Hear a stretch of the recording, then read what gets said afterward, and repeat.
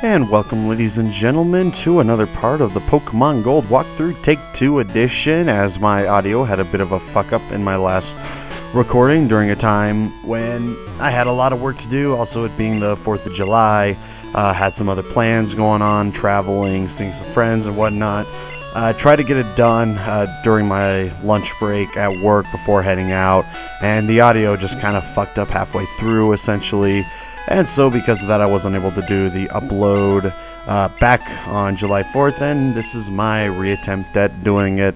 Just a little lesson to me and making sure that I should save all my rough parts of the audio as a just in case it completely fucks up on me and I'd have to re-render it, re-export it, whatever that it needs to get done. Before taking on the gym, got a couple stats to go through, as well as just going through talking to obviously the Poke fan chairman, talking with him, hearing about what he has to say. Gives you a rare candy, getting yourself, I think it was a full heal in that little hidden bush.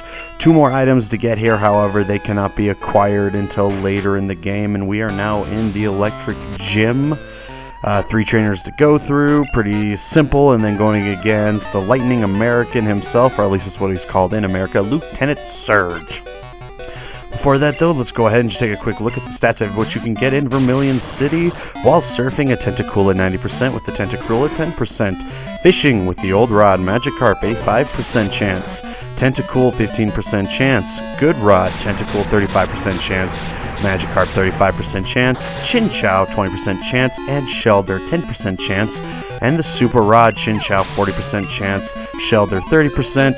Tentacruel 20%, and Lantern at 10%, as well as the special Pokemon Snorlax, who is blocking the Diglett Cave that we are unable to go against because sound asleep and we don't have the Poke Flute. However, later on in the game, I can't remember what the name of the city is, Lavender Town, I believe, the one that had the former Pokemon graveyard, that is now a radio tower.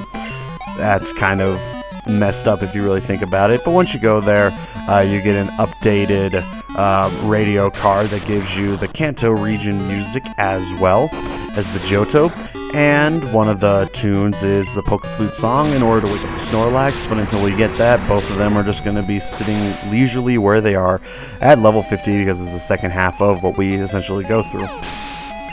In order to get Quagsire a little bit more caught up in levels with everyone else, this was the perfect gym to do it, as him being part ground is not affected whatsoever by any of the electric type moves, as well as having Earthquake on his side makes this gym very pathetically easy, even against the gym leader himself, because once again they kind of made it a little bit, in my eyes, a little bit too easy. I guess that they were trying to make them not that much tougher than the Elite Four, because the Elite Four should be the ultimate challenge.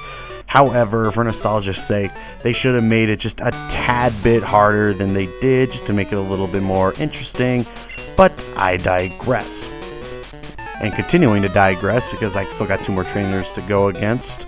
This is where we first meet our guitarists, who are very well known for using electric types. The only time we're going against them, well, first time we're going against them here, I don't know why. But to digress a little bit more and just to exactly what I mean, the full lineup for Lieutenant Surge, his weakest are 3 types that are level 40, a level 44, and then a level 46. However, in the Heart Gold and Soul Silver version, the lowest is 47, and then 51 and 53. Skyrocketing the difficulty an extra 7 levels essentially on each and every single one of them. Now, why couldn't we have done that the first one? I know that, Heart Gold Soul Silver is a tad bit longer, a couple extra routes added into it, and essentially because it was, a remake, they decided to make it a little bit tougher like it should have been before. I don't understand why they just didn't try to make it tough in the first place in this one. Again, is it because the fact that they wanted it to feel so nostalgic that you didn't want to have a hard time going through it? Or did they really, was it because of what I first assumed was the fact that they didn't want them to be that much tougher than the Elite Four, to show that the Elite Four is still the ultimate match? In that case, why isn't the Elite Four the final match? Why couldn't we go through all of Johto, then I'll have Kanto then take on the Elite Four. If they're supposed to be the ultimate match, then make it that way. Don't make them the halfway match and then make, you know, the rest of the game a little bit easier, because you don't want it to make it look like that these gym leaders are tougher than the Elite Four. That's just kind of the way that I feel about it.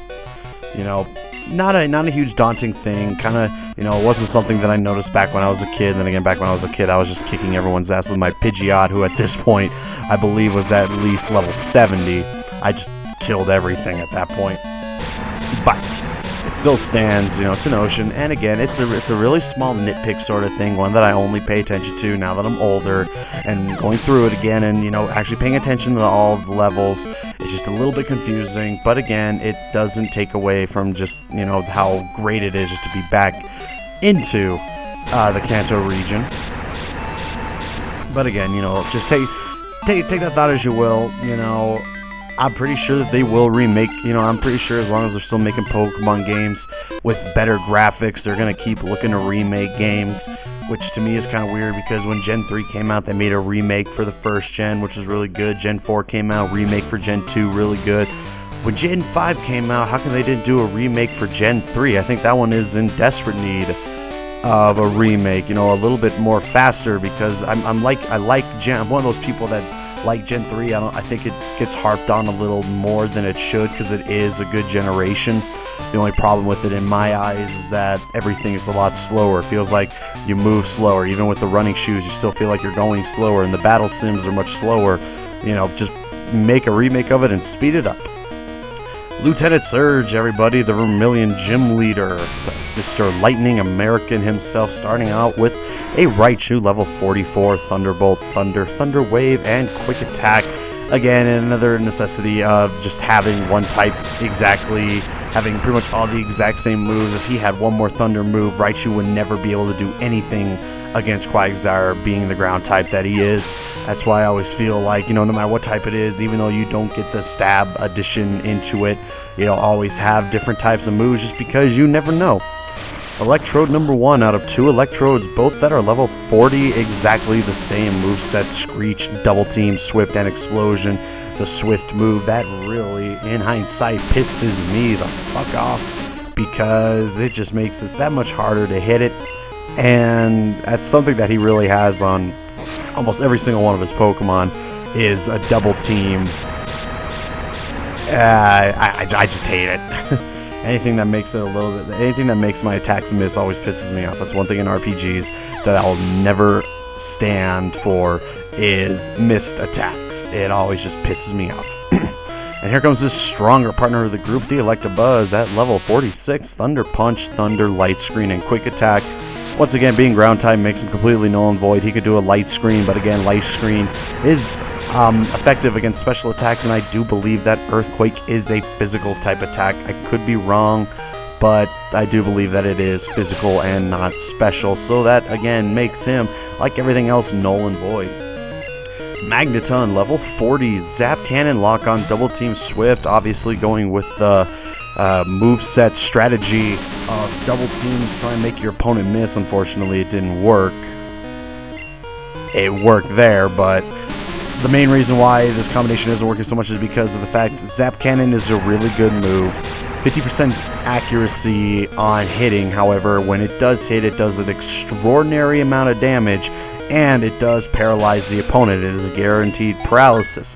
Therefore, with Magneton, the combination of Double Team, Lock On, Zap Cannon is essential. Again, the Double Team for making your opponent miss attacks, Lock On right before Zap Cannon to guarantee a successful hit for maximum amount of damage, and if it doesn't kill them, just to have them paralyzed immediately right after to get the first shot in.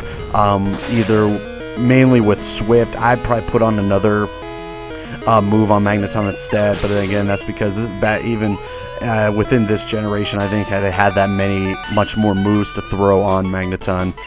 Swift is probably the best choice at that point.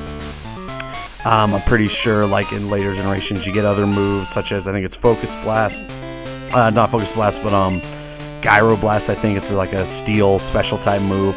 You know, that'd be a really good one to have after, because when your opponent is paralyzed, then, you know, you get the first strike next, and why go with a 50-50 chance of hitting them when you can go for one? That'll hit them outright no matter what, and I guess that's what Swift is supposed to do, because it'll always hit no matter what. But that is it for this part, ladies and gentlemen. See you guys next time.